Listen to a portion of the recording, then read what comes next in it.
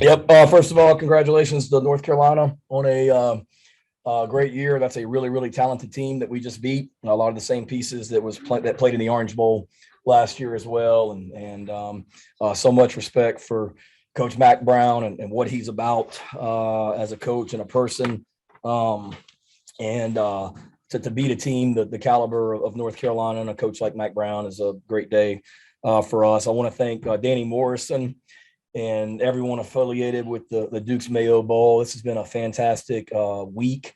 They've taken great care of our guys and our team and families all week, and it's first class in every which way. So can't say enough great things about Danny and the job that this bowl did, and then what a day. I mean, looking at this right here, everything that we said was how we're going to win this football game is exactly what happened. And credit our players and just the way they worked all month.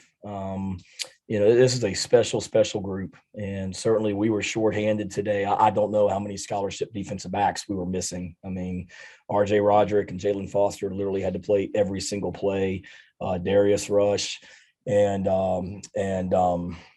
Marcellus literally played every play at corner because we were just so thin in the secondary. But, we didn't sit around and feel sorry for ourselves. We just came out and competed, and that's what those guys did today. The Carry-On Joiner, can't say enough great things about that young man. Parker White, breaking the record today. Our defense, the red zone stops they had to hold them to field goals was huge. The way we just controlled the line of scrimmage offensively. I mean, for us to have 51 rushes for 300 yards, to go 12 of 15, I mean, 543 yards of offense. I mean, it's like we had a plan of how we were going to win the football game, but I don't think I anticipated it going that well, So credit to our offensive staff. All I've heard for a month is how awful they are. And what am I doing not firing people and things like that? Well, I hope that's a great answer for you right there. That's why. Great job by those guys, getting those guys ready. Credit to Carry-On Joiner for the job that he did, and what a day. But it goes back to the way that we prepared all month.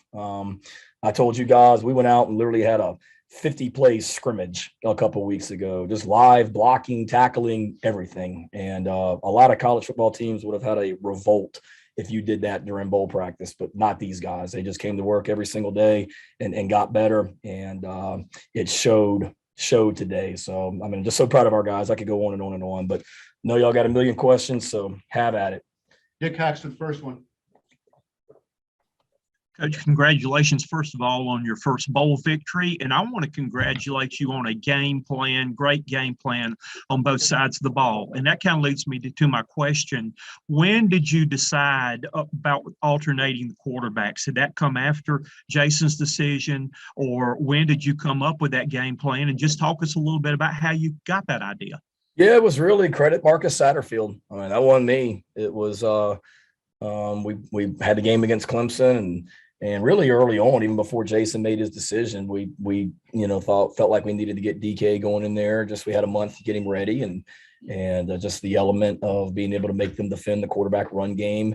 They really hadn't faced a quarterback this year on their schedule that ran the ball like we were going to do with DK, and he's a talented thrower as well. There's a reason he was recruited as a high school quarterback by so many programs, including South Carolina, and just so happy for that young man. And we tried to keep it under wraps. We skunked you guys a little bit when y'all came out to practice the other day because we put him with the receivers and made sure he did receiver drills. But honestly, that was the only time he worked with the receivers the whole month of practice was the 20 minutes you guys were out there the other day. So sorry for not being totally honest and forthcoming with you guys, but felt like it was what we needed to do to win the football game and just to give them something else to defend. But man, they played, he and Zeb both. I feel like I jinxed them. I just told the team in the locker room, I mean, at one point midway through the third quarter, we didn't have an incompletion.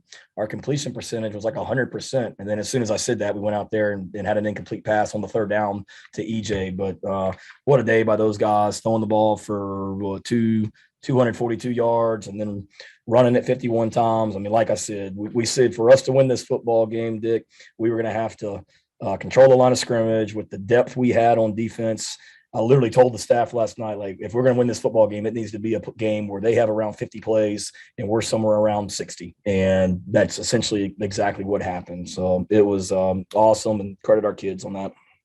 And just to be clear, that's his second bowl win as a head coach. Thank you. Yep. There you go, Fink. That's why Fink's the best. Ben Briner. Hey, Shane, a little bit of follow-up to that. What was the conversation like when you came to Carrion and said you were going to use him, that much? And I guess going into the game, how did you plan to balance it? And did you think you would use him at quarterback as much as you ended up using him today? Yeah, we did. I'll be honest, the conversation was all between him and Marcus. And Marcus just came to me about the time we started bowl practice and was like, hey, we're going to use DK some at quarterback. And he's great with it. And I was like, okay, that's good. Let's go. And then the fact that you have, I think we got 13 of the possible 15 practices for a bowl game. We got 13 in, or of the 15 possible, we got 13 in. So we had a whole month to prepare, and he just got more and more comfortable and better and better. We narrowed down the game plan more and more as the week went on, and to where he was comfortable. And he told the team last night in a team meeting, he spoke and just talked about, hey, I've got so much confidence in this game plan because of what we've been doing the whole month. And our plan, literally, we felt like it was going to be about a 50-50 split between he and Zeb. And, credit, he made a lot of nice plays. And I want to give credit too to our receivers and tight ends and the way that they blocked on the perimeter, because they did a great job. We didn't, obviously, receiving, Jaheim had a huge day, and AB and then Juju and EJ each had a catch, but it wasn't like we had a bunch of passes going on out there. But those guys, I mean, they were physical on the perimeter and blocked, and happy for those guys and their unselfishness also. Colin Taylor. Yeah, Shane, kind of sticking with DK a little bit, but just how much schematically did it help in the run game to put him back there and kind of add some numbers and let you guys do a lot of different things, it seems like, in the run game? Yeah, a lot, just to make them defend it. Anytime you have a guy back there that can throw it but also be able to run it, is such an advantage for an offense. And I'm sitting here saying to myself, like, why in the heck did we not do this earlier this year if that's what our offense was going to look like? So I'm sure that's what the message boards are talking right now, is how dumb these coaches are that it took to the 13th game to do this, which they have a point on that one as well. But it's a great advantage. And, honestly, we ended up just being able to do it with DK and Zeb, but I mean, we had plays in there where Juju was going to be the quarterback. We had plays in the game plan where Kevin was going to be the quarterback, and then maybe one or two others. So we had about 5 guys in the plays in the game plan that could potentially have lined up at quarterback, but obviously went really well with DK and Zeb, and that's what we rolled with. David. Shane, you talk about DeCarrion, but also about Jaheim Bell hitting that touchdown on the first pass play you guys had. I mean, what was that the first one that you guys wanted? It's just how did that break down, and what were you thinking as that ball went? Yeah, we did a great job, or not a great job, but we had a pretty good idea, with we're not a big RPO team, but we certainly had some RPOs in the plan today with some of the things we were doing in the run game. And, we script the openers, and that was all along was going to be the, third play. I think the third play ended up being like second and short or something like that. So we ended up getting the first down, and then came right back and went to it. But, that was the plan all along. And Jaheim, I mean, he's such a great football player and has so much potential, and it's what this team's about. I told the story last night. We were coming off a loss to A&M, and I was in the waiting room one morning at like 6 a.m. and Jabari Ellis came through there, and he stopped me. I was going to get a drink of water, and he stopped me, and he just said, "Hey, we got your back, and we're going to get to a bowl, and we're going to get this thing right." And I told the team that last night, and they did. We had each other's back, and then we got to Charlotte. And then to talk about Jaheim specifically, literally, David, right before he goes out there on the field, he stops me. He goes, "Hey, I got your back." And then he goes out there and makes that huge play early to give us momentum. And that's just what this team's about. Regardless of what the naysayers say on the outside, regardless of what you guys Thought this game was going to go. Ben, I read your article this morning with your 31-10 prediction as well. So regardless of what you guys, and I'm sure y'all all were picking against us. I just read Ben's article. I love you, Ben. You know that. But regardless of what people on the outside were saying, our guys just, came and had each other's back, and that's all that mattered.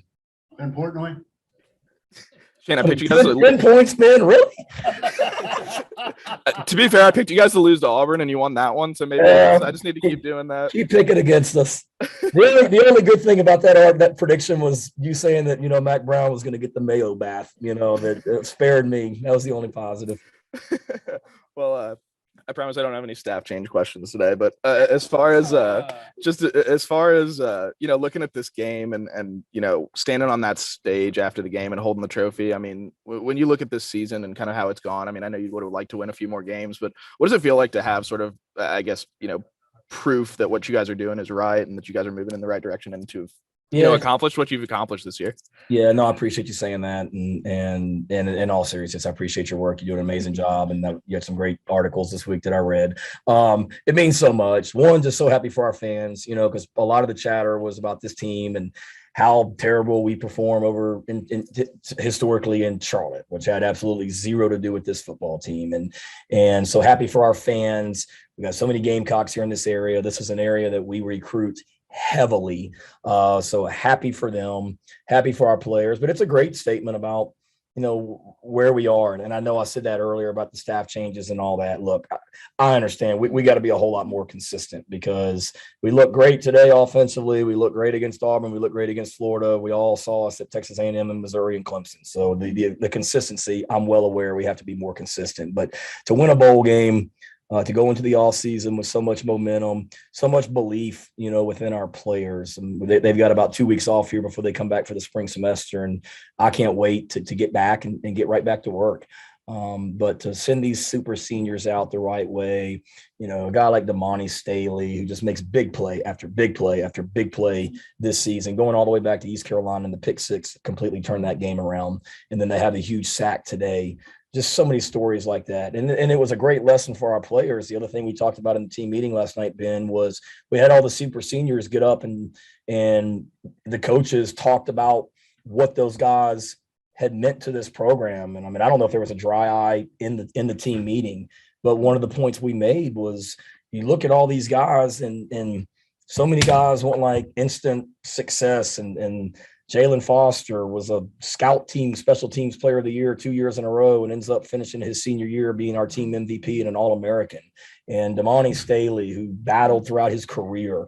I mean, I hardly even knew who Damani Staley was during spring practice and because he never says a word. And then he's made so many big plays for us on defense. And it was a great lesson for our guys that, it doesn't always just happen as a freshman or sophomore. Like, you got to work. And there's other great players here with you. And for those guys, those super seniors, to go out today and to have the best season of their career in their last year and best game today like they did was pretty awesome and a great statement about what this program and family is about. Corey Diaz. Shane, you mentioned the secondary earlier. So looking at them, but also at the running back position as well. I thought those were probably the two positions where you guys were hit the most with in terms of various forms of attrition coming into today. But the way Kevin performed today, the way those guys stepped up in the defensive backfield, how are those guys just able to kind of seize this moment today and obviously help this team get a big win? One, they're warriors, but they just love to compete. And, Kevin loves to compete. Those defensive backs love to compete. And you're right. Zaquandre wasn't here today. Marshawn tweaked his hamstring and wasn't able to go. So we're literally down to, two running backs that had played meaningful snaps this year with Juju and Kevin, and then Rashad as a backup. And then all the guys that were missing at defensive back for various reasons. But for those guys just to step up, I mean, we knew that because of our situation on defense, we knew that we had to control the ball. Like, if North Carolina had 80 plays, it wasn't going to be good because we were just going to run out of gas on defense. We had to control the football. We had to control the time of possession.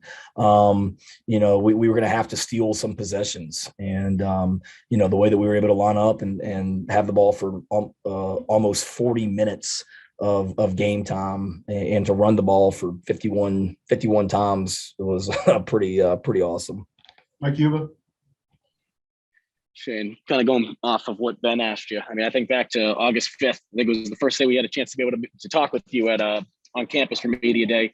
And one of the questions I asked you was, when you look back to the season, how important will it be for the foundation because of the way the seniors, the way they led and the way they handled things? What can you just talk about in terms of how they went about this season through the ups and downs, especially coming out of that bye week, and to play the way they did today? Just it's awesome. I mean, they led us, and it wasn't always pretty. You know, that night in College Station was ugly, and sorry, bust you in the face. That night in College Station was ugly, and that night against Clemson, I mean, we had some setbacks, certainly the first half at Tennessee, but I was telling Coach Brown actually this earlier in the week. I mean, we got such great young men, and every Sunday after a loss, you know, you always worry, okay, you're going to go into the team meeting. What's the mentality going to be? Are they going to come right back out today and work like they did previously? You know, and they always did. And they just kept coming back and just went to work and continued. We talked all season that it's just a race to improve. And that's what our guys did. Every Saturday didn't always go the way we wanted it to go, but every Saturday or every week, they just came right back to work and continued to try and get better. Yeah. I got a question for you, Shane, and a question for Hunter. Hunter, what did you make of the Mayo bath for your dad? What do you think about that? And Shane, could you address the back of your head? It seems like you took a little bump on that. What'd you think of the Mayo bath? Awesome. You thought it was awesome? You're right. He said it was awesome. I did. I mean, the anticipation of the Mayo bath, and then I got hammered in the back of the head by the cooler before they dumped it on me. So I may have a concussion from that. And then on top of that, I got the Mayo, and it was awful, to be honest with you. I mean, I'm so glad I got to experience because we won, but it was even more awful than I thought it would be, to be honest with you. I mean, these pants and I changed shirts, but it's I mean, I got Mayo in my pockets, and I'll be getting Mayo off of me for months. Steve Reed?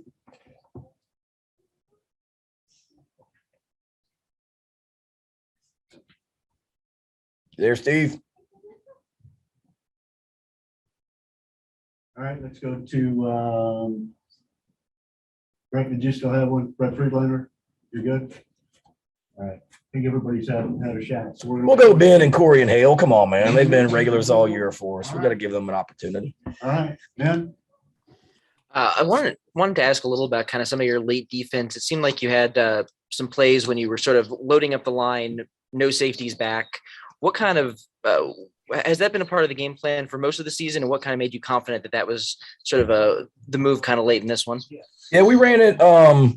We ran it some this year, and something that we really like, and it's good because we can show people we overload the line of scrimmage, and there's more people up there they can block, and we've got guys rushing, and we're bringing pressure after them, but then we're also able to drop out and play coverage out of it as well. And that was the biggest thing. I mean, it's been something that's been in our plan all along. It was in the plan going into this game plan also, and a great job by Coach White. You know, his defensive staff did a fantastic job. I mean, for these guys only to have 50 plays, for them to go 1 of 10 on third down, that's the leading rushing offense in the ACC by far. And they only ran for 128. And I think one of those was just a long scramble by Sam. He had a long of 37. So you take that 37-yarder out of it. And then the big one that they popped, I mean, of the 128 yards rushing they had, over 100 of them came on 2 plays. Nick Cox. Coach, the networks have been making a big deal about the SEC being 0-4 in bowls. How's it feel for you and the Gamecocks to now be the first SEC team to hatch that goose egg? We're proud. I'm so proud to be a part of this conference, and there's nothing like it. And no disrespect to the other leagues that I've been a part of, because I've been blessed to have been a part of some great leagues. But to be a part of this league and what these institutions mean to this conference, obviously this league didn't get off to a great start, but We've got, for all the people that wanted to knock us, there's a lot of people that want to be a part of this conference as well. And the fact remains that two of the teams in this league are playing, have a chance to win a national championship. And we got a whole bunch that are playing in New Year's Six bowl games as well. Take two more, Corey, then Hale. Shane, with some of the particular plays that you guys ran with DK at quarterback today, how much do you and Marcus feel like there's translation between what the offense was able to do today and then what it'll be able to do next year with Spencer in the fold and having him at quarterback as well? Yeah, we're not going to run Spencer 10 times like we did DK and things like that. I mean, if Spencer's our quarterback, or whoever our quarterback is, we want to be, we got great running backs and we need to go recruit some as well and continue to add to that depth. But a lot of it'll carry over because a lot of the plays we were running today, Corey, were the exact same plays we ran in the Auburn game. Ben's asked about duo before, and that's essentially what we ran today.